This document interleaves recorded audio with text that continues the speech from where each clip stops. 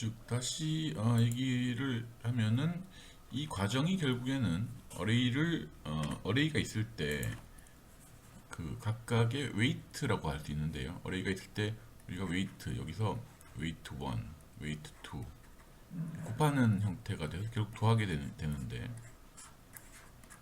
웨이트를 이런 어떤 형태의 벡터가 아니고 벡터로 1 처음에는 1, 두 번째 j 마이너스 j 여기서 k라고 지금 되어 있는데 여기서 k 데피니션은 아까는 2파이 오버 람다 이렇게 정의를 했고요. d 오버 람다 사인 세타 이렇게 정의를 세타 l이라고 하죠. l이라고 하는 건 우리가 원하는 방향. l은 여기서 룩입니다. 룩 디렉션입니다. 룩. 세타 l을 곱하는 k. 여기서는 j 2k 이렇게 쭉 곱해지는 이렇게 웨이트가 있으면 각각에 들어오는 값 곱하기 이 웨이트를 해주면 해서 더하는 형태가 됩니다. 이 과정이요 사실은 상당히 우리 10.6절에 나오는 DFT를 사용해서 하는 것과 매우 유사하다라고 되어 있죠. 여기서 지금 스페이스가 D일 경우에 웨이트에서 웨이트 4개, 5개가 지금 곱해진 형태가 되는데 지금 각각이 곱해지는 여기는 받은 신호 이쪽이요. 받은 신호고 여기가 웨이트 곱하는 W가 되겠습니다. 이게 DFT와 유사해서 실제로 이걸 적용할 때는 DFT를 적용할 수가 있다 하는 형태가 내용이 되고요. 여기까지가 이제 이걸 사실은 2차원적으로 확장할 수도 있습니다. 똑같은 유사한 내용으로요. 아마도 실제 빔 패턴 이렇게 되겠죠. 이렇게 빔 포밍을 할 수가 있겠습니다. 이걸 컨벤셔널 옛날 방식의 빔 포밍이라고 하고요. 어댑티브 빔 포밍이라고 있는데 어댑티브 빔 포밍이란 것은 우리가 어댑티브란 거는 빔 패턴을 이렇게 딱 계산하는 게 아니고요. 어댑티브란 거는 이렇게 되어 있습니다. 코베런스 매트릭스를 계산해야 되는데 코베런스 매트릭스라는 거는 일단은 웨이트를 이렇게 계산할 수가 있습니다. 여기서 R-1 아까 P 여기서 P는 아까 계산했던 룩 디렉션입니다. 룩 디렉션의 방향 우리가 이걸 어레이 매니폴드라고 하는데 1, 2의 J, K 2의 마이너스 J, 2K 이렇게 쭉 가는 게 P일 경우에요. 그럼 R은 뭐냐? R이 바로 노이즈 코베런스 매트릭스입니다. 네, 이렇게 계산해 줘야 되는데 자 이렇게 하면 어떤 빔의 형태가 나오냐 하면은 이렇게 되죠. 만약에 이렇게 어레이가 이렇게 있는데요. 이렇게 있는데 이쪽에서 우리가 원하는 방향이 이쪽이다 각도가 근데 이쪽에서도 다른 쪽에서 이렇게 신호가 들어온다 라고 하면 얘들이 없을 때는 어떤 식의 리스판스가 있냐 하면 이쪽이 만약에 세타다 그러면 세타 측에서 이렇게 리스판스가 있고요 다른 쪽에서도 약간 별로 리스판스가 작지가 않습니다. 이렇게 이 정도로 큰 리스판스가 오는데 왜냐하면 여기서 오는 신호 이 각도에서 오는 신호가 얘니까 얘만 사실은 곱해주면 끝나는 거죠. 얘만 이렇게 곱해주면 되는데 그래서 얘가 큰 응답으로 올 수가 있는데요. 이러한 다른 신호가 생겼다. 그러면은 여기에 만약에 이 신호가 이게 갑자기 생겼다라고 하면 또 이렇게 빔 패턴이 있다가 갑자기 이렇게 굉장히 큰 널을 만들어줍니다. 이 빔, 룩 디렉션이 아닌 경우에 여기 룩 디렉션이고요. 다른 데는 비슷합니다. 이렇게 만들어주면 얘가 얘랑 곱해지기 때문에 굉장히 값이 작아지고요. 얘는 값이 큰 형태가 되죠. 그래서 어댑티브 빔포밍이란 거는 이렇게 큰 신호가 오면은 거기에 해당하는 부분에서 큰 널을 만들어줘서 이런 잼머라고 하는데 잼머를 매우 작게 유지시킬 수가 있다는 장점이 있습니다. 기존의 빔포머는 잼머가 크던 말던 그냥 방향이 이렇게 디렉션이 있으면 얘는 물론 크게 나오는데 굉장히 큰 이러한 잼머가 있는 경우에는 리스판스 여기도 사이드 로브가 꽤 있기 때문에 이 정도의 응답과 얘가 곱해지면 그 잼머가 훨씬 더 커지는 신호보다 커지는 경우가 발생할 수가 있는데 이 경우에는 잼머를 향해서 굉장히 큰 널을 만들어 주기 때문에 이런 잼머들이 대응을 잘 할 수가 있다 하는 게 어댑티브 빔포머의 장점이 되겠습니다. 자, 그 다음에 한 가지만 더 얘기를 하고 넘어가고 싶은 거는 그 여기 나오나요? 전체 패턴은 엘리멘트 패턴 곱하기 어레이 패턴이라고 되어 있습니다. 엘리멘트 패턴 곱하기 어레이 패턴이다. 앞쪽에 아마 나오는 것 같은데요. 자, 토탈 패턴은요. 빔 패턴은 어레이 패턴, 엘리멘트 패턴. 이게 무슨 얘기냐면은 우리가 지금 그 아까 어레이를 이렇게 가정을 했었죠. 어레이를 가정해서 이게 이제 이렇게 빔이 신호가 들어온다고 해서 이걸 구했는데 이렇게 빔이 나간다고 구했는데 이렇게 앞쪽으로 가든지 이렇게 들어가다가 옆쪽으로 가든지 그런데 실제로 이 빔이 앞쪽에서 오는 신호는 큰 신호를 받고요. 이쪽에서 이런 경우죠. 이런 식이요. 이렇게 돼 있는 이런 만약에 안테나들이다. 이런 안테나들을 어레이를 이렇게 만들었다. 라고 하면은 얘네들은 사실 앞쪽으로만 빔이 이렇게 크고요. 위쪽으로는 빔이 작습니다. 이러한 안테나를 사용해서 만드는 건 어떻게 되느냐? 또 하나는 우리가 이 어레이를 가정을 할 때 가정이 몇 가지가 있는데 각각의 엘리멘트들은 아이소트로픽 즉 등방향이다. 모든 방향에서 들어오는 또는 나가는 에너지가 같다고 지금 보는 경우에서 이렇게 할 수가 있는데요. 실제로는 모든 방향에서 나오는 에너지가 같은 안테나는 없습니다. 이거는 굉장히 이상적인 안테나고요. 이런 안테나는 없습니다. 그래서 현실적으로는 이렇게 이 공식을 써야 되는 거죠. 각각의 엘리멘트 패턴이 이렇게 있다고 하면 그리고 이렇게 어레이를 했을 때 만드는 패턴이 있다고 하면 전체 패턴은 이 두 가지를 곱하는 패턴이다 라는 거 하나의 예를 들어 보면은 이렇게 볼 수가 있겠는데요. 예를 들면은 이렇게 만약에 이러한 좀 심각하게 얘기하면 이쪽으로 만약에 빔이 나가는 이러한 안테나다. 그거를 4개를 이렇게 배열을 했을 때 똑같은 녀석을 이거는 이제 2분의 람다라고 보고요.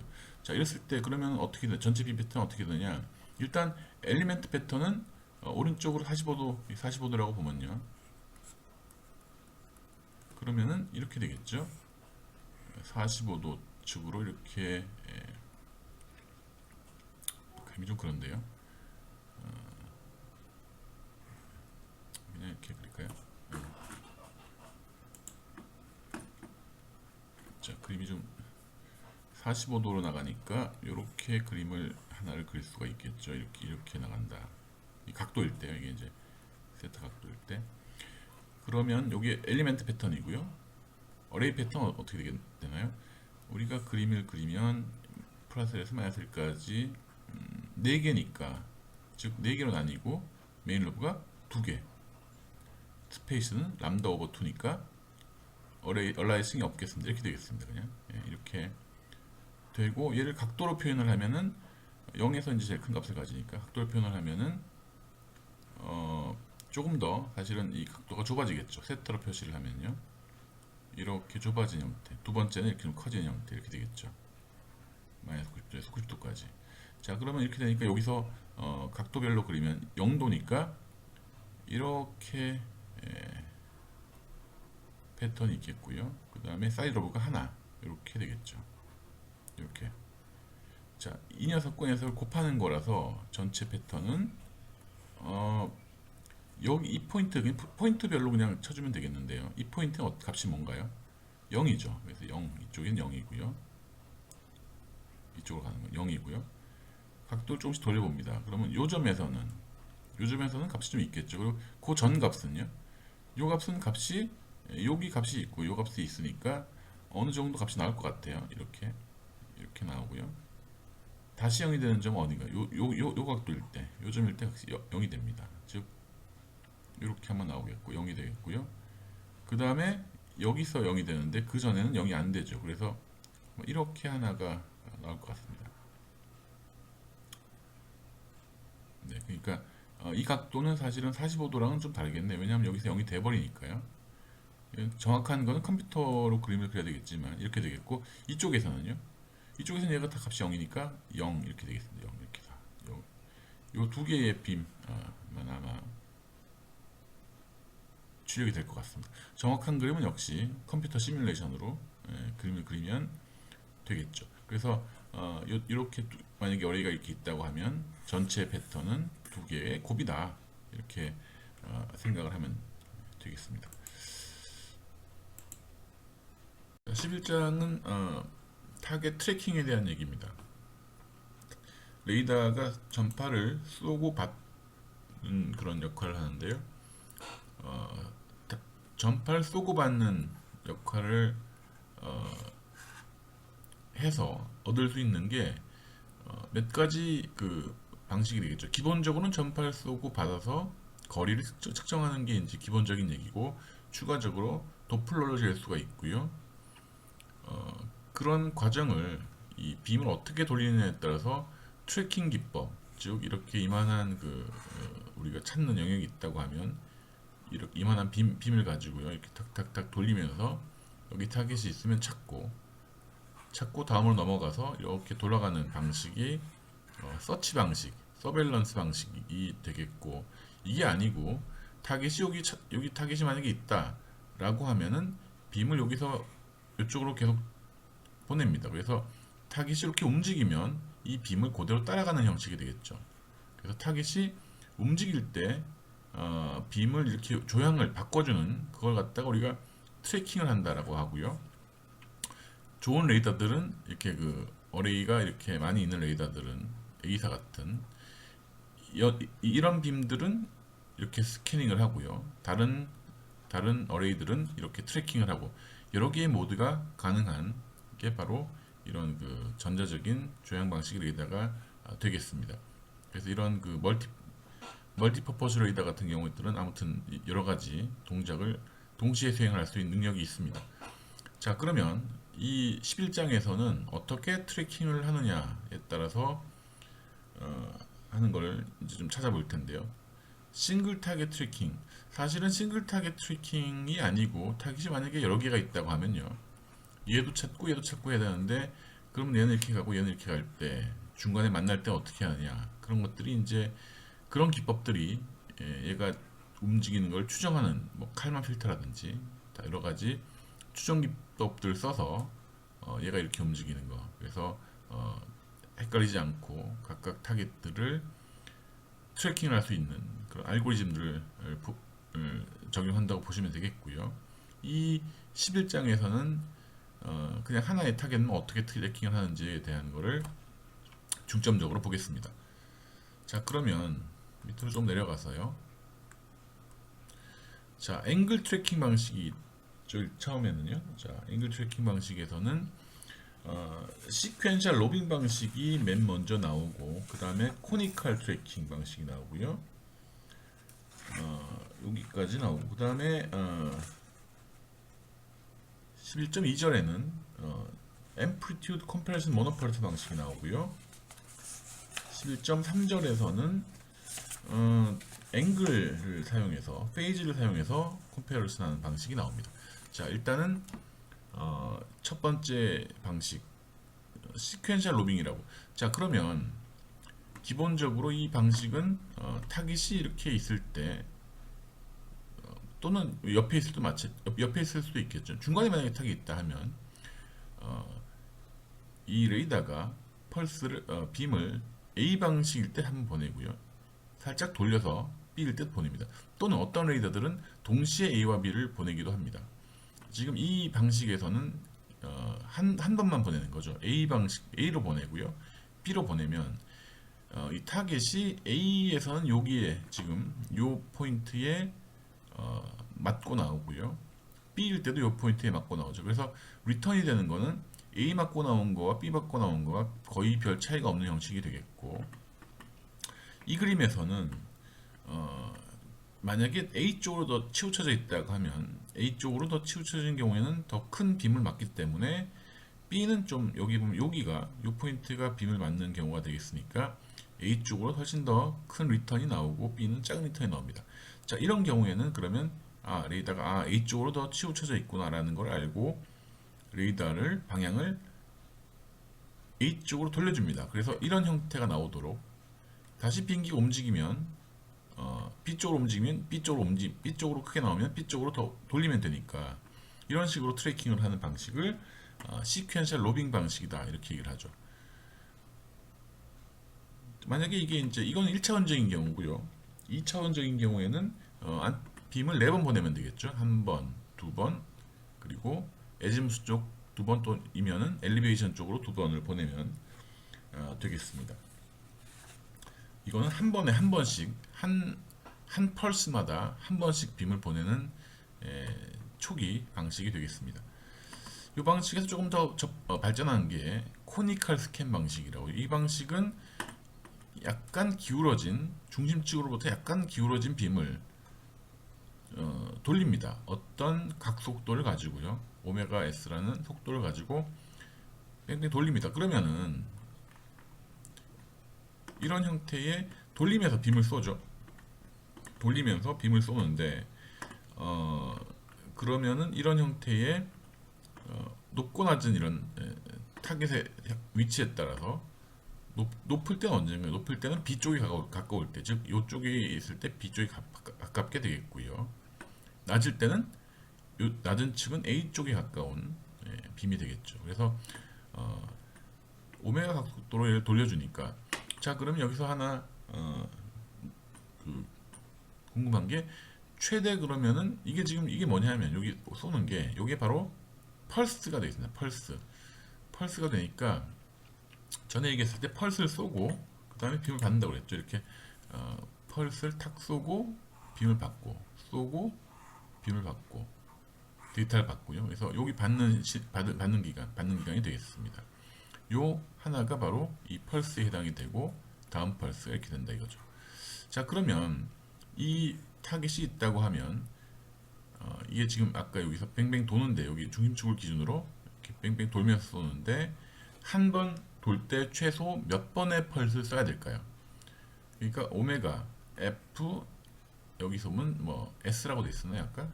이 녀석이 오메가였죠. 오메가 2파이 FS 이 녀석이 이 주파수는 뭐라고 그랬죠? 이 주파수 펄스의 주파수 PRF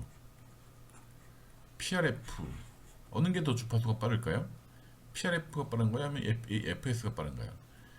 PRF가 빨라야 됩니다. 왜냐하면 한 바퀴 돌 때 최소 4번 이상은 쏴야지 아까 앞에 했던 시퀀셜 로빙 방식 같이 상하 좌우를 구분을 할 수가 있으니까. 그래서 최소 4번을 쏘면 되는데, 즉 이 한 주기 안에서요. 한 주기 안에서 최소 4번 이상을 쏘면 됩니다. 그래서 PRF가 더 커야 되죠. 예, PRF가 더 크다. 4배의 FS보다는 이런 공식이 하나 나올 수가 있습니다. 자, 그래서 여기 밑에는 별건 아니고요. 아래측에서는 요 뭐 이런 형태의 분석을 했습니다. 이렇게 내용은 별게 없고요.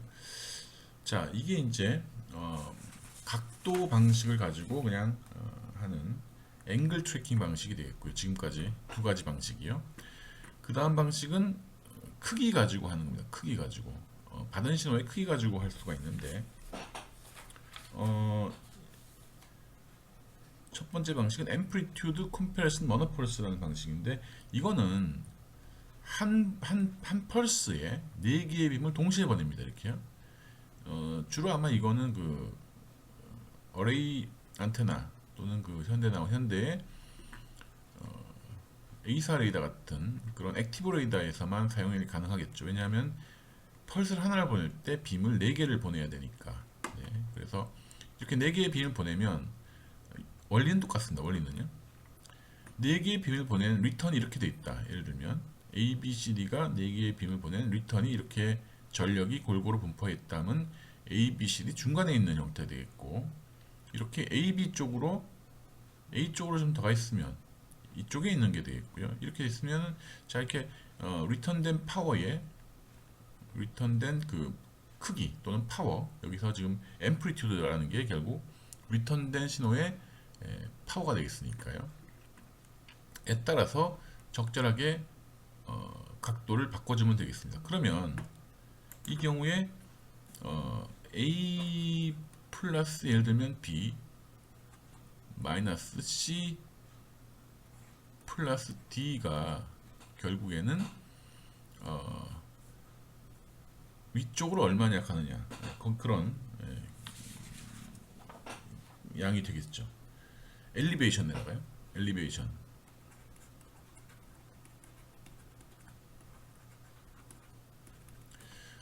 근데요, 엘리베이션은 이렇게 되는데, 만약에 예를 들면 또 반대로 엘리베이션이 아니고요, 에지무스에라 가로축이라는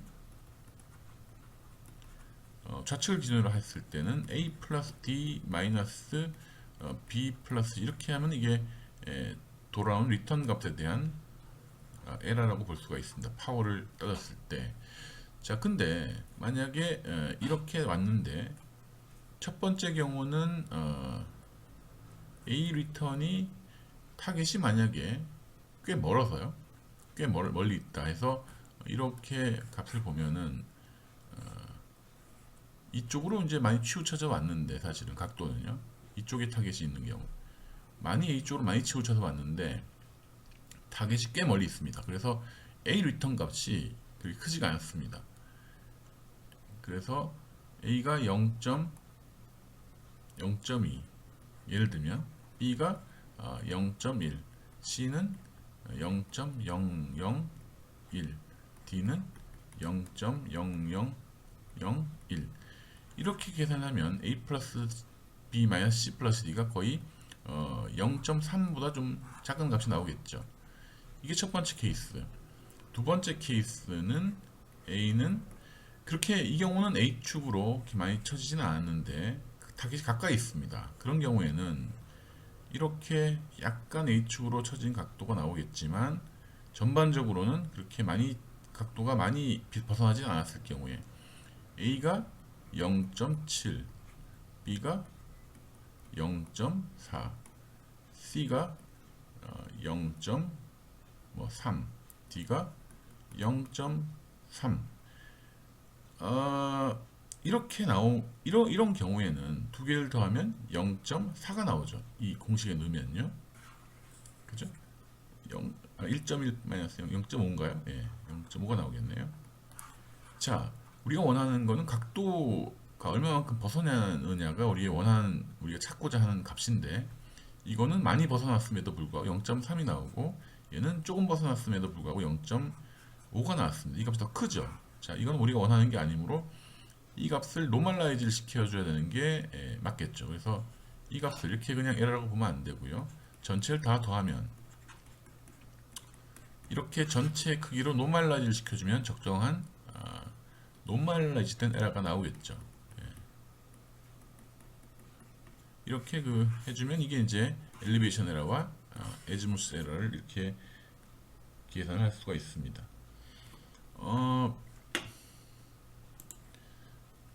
그 책에서는 어떻게 했냐면요. 지금 왜냐하면 여기만 사인 값이라고 되어 있죠. 사인 값으로.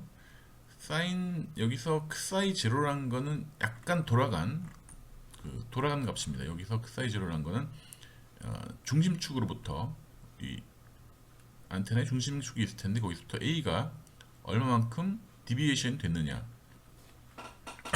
하는 값이 되겠죠. 자, 이렇게 표현을 할 수가 있어요.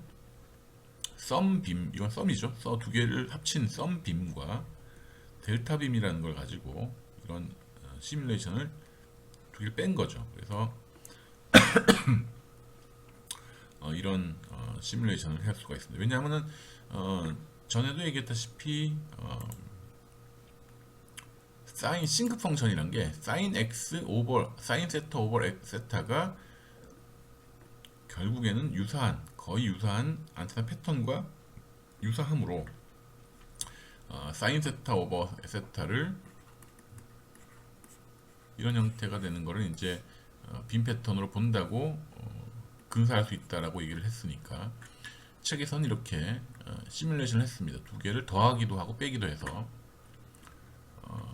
자 그러면 더하기도 하고 빼기도 하니 해서 빔이 있다고 보고 만약에 리턴 값이 얼마일 경우에 얼마만큼의 각도를 돌려야 되는지를 계산했습니다. 계산이 가능하겠죠, 그죠? 만약 리턴 값이 0.1이다. 그러면 얼마를 그쪽 방향으로 돌려야 되는지, 몇 도를 돌려야 되는지를 시뮬레이션을 통해서 계산을 했습니다. 여기가 지금 시뮬레이션 하는 과정이 되겠고요.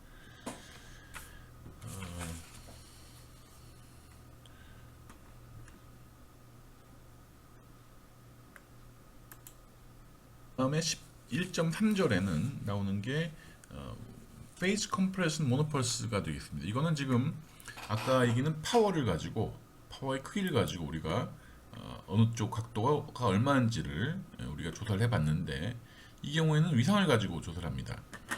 그래서 신호를 일단 어떤 레이더에서 신호를 보냅니다. 한 점에서요.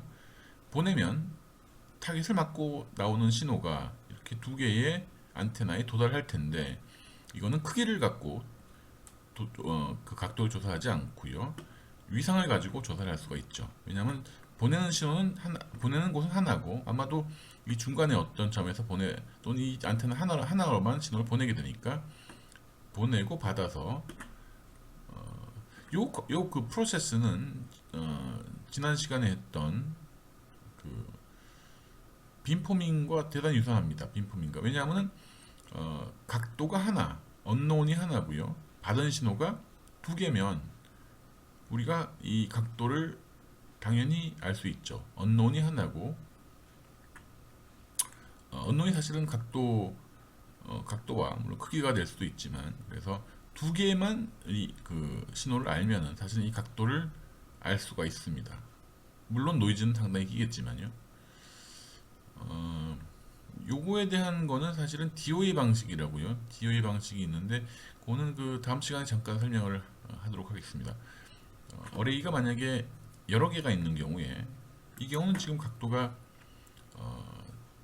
딱 사실은 이렇게 그거 봤을 때 이제 우리가 꽤 멀다고 파필드를 가정을 하게 되기 때문에 이 각도는 이렇게 지금 이 녀석이 평행이라고 보고 계산하고 있습니다. 이 각도를 알려면은 여기 나온 신호가 어떤 크기와 저번 같이 위상을 가지는 이런 신호가 있을 때 얘를 묶어내면 요만큼이 더 딜레이가 되기 때문에 1 플러스 2의 j 2파이 d 오버 람다 사인 이 경우 크사이 이렇게 신호가 나오죠. 플러스가 아닐 수 있지만 그러니까 여기 첫 번째 신호 플러스가 아닌 경우 여기 두 번째 신호가 되니까요. 곱했을 때. 자 그러면은 우리가 알 수 있는 게 이 녀석을 알 수 있고요. 전체를. 그 다음에 이퀘이션이 두 개니까 이 녀석을 알 수 있죠. 예, 그래서 그 사이를 결국에 알 수 있다는 게 이론인데 실제로는 노이즈가 많이 끼기 때문에 정확한 그 사이 값은 알기가 힘듭니다. 그래서 여러 개의 어레이를 두고 이 그 사이를 정하는 그 과정을 거치기도 합니다. 이걸 갖다가 이제 DOE 추정 방식, Degree of Arrival Estimation이라는 이름으로 여러 가지 방식들이 존재를 하고 있습니다. 하나의 큰 신호 처리 또는 전자파 해석에서 한 분야를 담당하고 있습니다. 자, 그래서 여기는 과정이 그렇고요. 그러니까 결국에는 요 두 값을 알면 우리가 요 값도 알고 요 값도 알 수 있다. 두 개의 값을 알기 때문에 그런 내용이라서 내용은 이렇게 쭉 나와 있죠. 어떻게 하는지는요.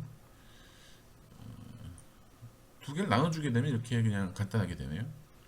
더한 신호와 뺀 신호를 그냥 이렇게 나눠주면은 앞에 있던 BJ, BE의 J 세타 P라는 이런 그 초기 값이 없어지고 결국 크사이만의 여기는 또 크사이가 P로 바뀌었네요. 좀 개념이 약간 혼동이 되는 것 같습니다. 여기서는요. 이렇게 크사이가 되는 경우에는 여기도 크사이라야 맞겠죠. 자, 그래서 크사이 값을 구할 수 있다.